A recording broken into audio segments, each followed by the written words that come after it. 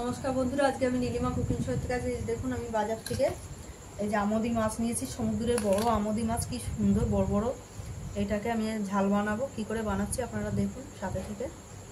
আমি এখন কেটে পরিষ্কার করে নিচ্ছি। আগে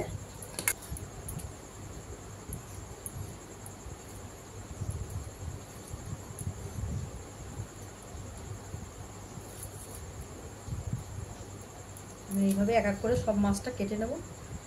আমি কড়াই বসিয়ে দিয়েছি আর দিয়ে দিচ্ছি পরিমাণ মতন তেল মাছ ভাজার জন্য। আর মাছটা কেটে রেডি আছে। এবার খালি হলুদ মাখাবো, নুন দেবো না, কারণ আমোদি মাছে নুন থাকে। নুন দিলে তাহলে আর নুন খাওয়া যাবে না, মাছ নুনে পোড়া হবে। এবার আমি এটাকে নুন হলুদটাকে মাখিয়ে নেব। মাখিয়ে নিয়ে তেলটা গরম হলে আমি এক এক করে ভেজে নেবো মাছটাকে। এবার তেল গরম হয়ে গেছে, আস্তে আস্তে মাছগুলো দিয়ে দিচ্ছি, অল্প অল্প করে ভেজে নেবো এইভাবে।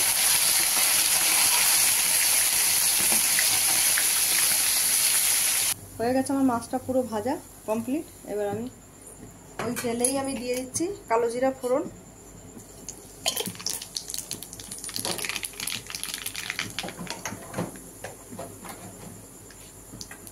এই যে আমি টমেটো কেটে রেডি রেখেছি, আর এই যে পেঁয়াজ কুচানো হয়ে গেছে। এবার দিয়ে দিচ্ছি আমি প্রথমে পেঁয়াজ,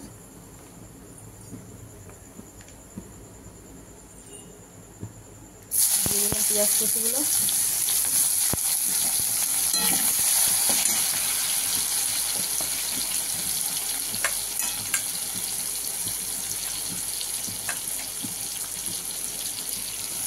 পেঁয়াজটা একটু হালকা নেড়ে নিই, তারপর টমেটোটা দেবো।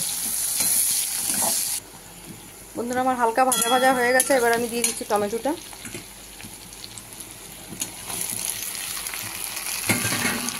এবার টমেটো দিয়ে নেড়ে চেড়ে তারপর আমি বাকি মশলা দেবো। দিয়ে দিচ্ছি 2 চামচ ধনে জিরে গুঁড়ো,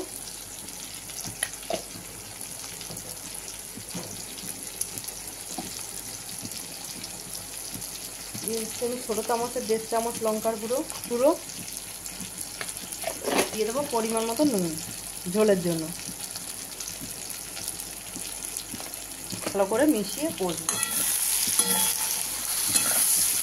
এবার কষা হবে।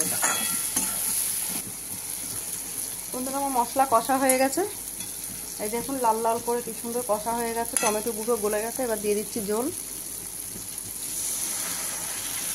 এই ঝোল থাকবে, বেশি ঝোল হবে না।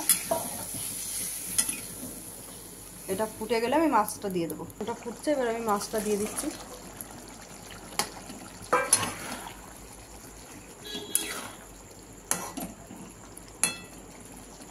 ঠিক আছে বন্ধুরা, আমার আমোদি মাছের ঝাল। এবার আমি নিভিয়ে দিচ্ছি গ্যাস। এই যে বড় আমোদি মাছের ঝাল, কি সুন্দর হয়েছে কালারটা, আর খেতেও খুব টেস্ট হয়। আপনারা চাইলে এরকম বাড়িতে বানিয়ে খেয়ে দেখতে পারেন।